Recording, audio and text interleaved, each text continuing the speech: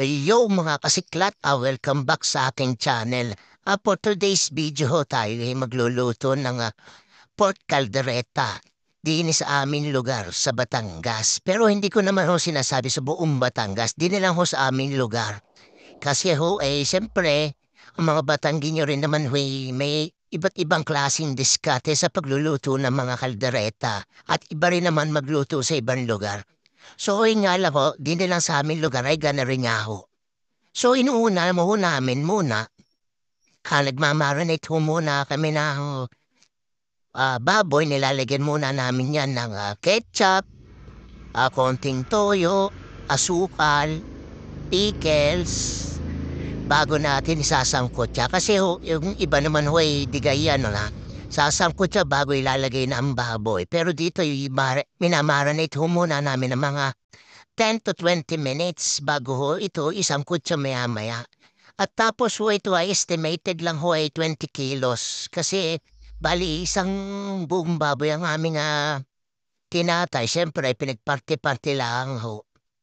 So panoorin niyo po hanggang dulo para marito niyo po ang kakaibang luto namin compare sa ibang lugar. Pero alam ko naman masarap din naman sa ibang lugar. Kaya lang di kayo kanya-kanya nga lang diskarte. So, ito susunod na natin ilalagay yung sibuyas.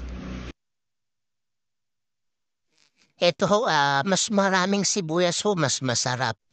Kita niyo na kung gaano karami. At yung panghalo halos kalami pala na. Talagang kalami naghahalo lang na simento. Ganyan karami talaga din eh. At saka take two, hindi lang yan pag-birthday.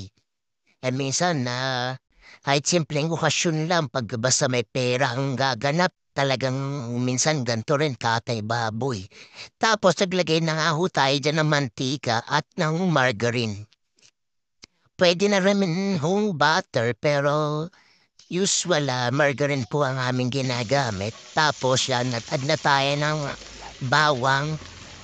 Apupulahin lang ng konti yan. Tapos ihahalo-halo mo lang. Tapos nilagay na rin namin ngayon kanina naming minarinate na baboy. Tapos haluan mo rin ito ng mga 5 to 10 minutes lang naman. Tapos tinakpan na namin yan after 20 minutes na pagpapakulugan na rin ang nagiging itsura niya. Tapos haluin lang din po para naman po yun nasa ibabaw ay umilalim. Tapos after nito, tatakpan pa ulit ito. Siyempre, palalambutin muna ang karne. Tapos, pagka malambot malambot-lambot na ang karne, lalagyan na uli ng dadagdagan ng tomato sauce.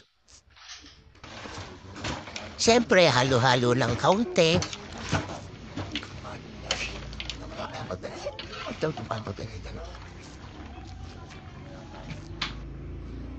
Tapos isusunod na natin ang oyster sauce.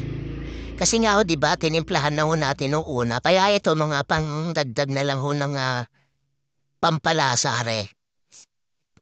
Tapos naglalagay din kami ng peanut butter Kala nyo, sa kari-kari lang nilalagay are. Kami naglalagay na rin. Ito ang aming sikreto din eh.